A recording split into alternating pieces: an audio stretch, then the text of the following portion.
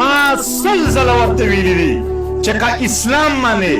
راشه علما به سره کښېنوو په شریعت کې دی وګوري چې کوم حق مو کېږي هغه راکړه چې کوم مو نه کېږي دا علما به فیصله وکړي زموږ په علما امین دی مني یې شریعت اسلام مني که اسلام نه منې دا خپل جوړ کړی پیرنګی آیین منې راشه په دې کې به سره وګورو چې کوم حق مې کېږي هغه راکړه چې کوم مې نه کېږي هغه مه راکوه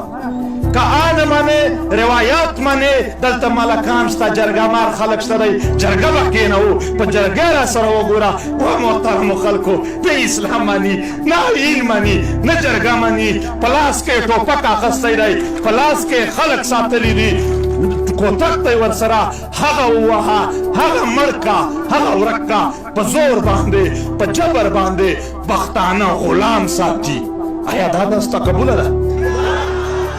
څوک به قبوله کړي یاره نیکونو خو مو وخت ورسره تېر کړو تهمتونه نه پرې کوو د سپینګیري د ګیله نه رانه کوي وخت یې تېر مو که نه مو وکړو څه مونږ د ژوند زمینه نه شوه برابره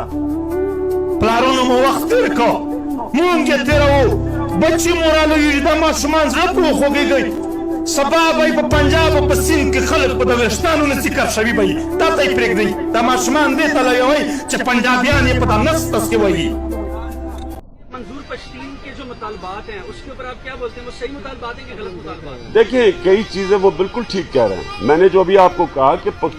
कबायली इलाके के लोगों बड़ी मुश्किल उनके ऊपर गुजरी, शायद ही कभी किसी कौम के ऊपर के लोगों के ऊपर इतनी मुश्किलात का सामना करना पड़े, तो उनकी कई चीजें बिल्कुल ठीक है। मैं खुद कह रहा हूँ कि चेक पॉइंट कम होने और फिर मिसिंग पर्सन है, ये किसी भी घर से कोई इंसान गायब होता है तो सारा घर तबाह हो जाता है, तो वो भी जायज है। और तीसरी चीज लैंड माइन्स, बिल्कुल ठीक बात है, तो ये तो हम खुद उसको उठाएंगे।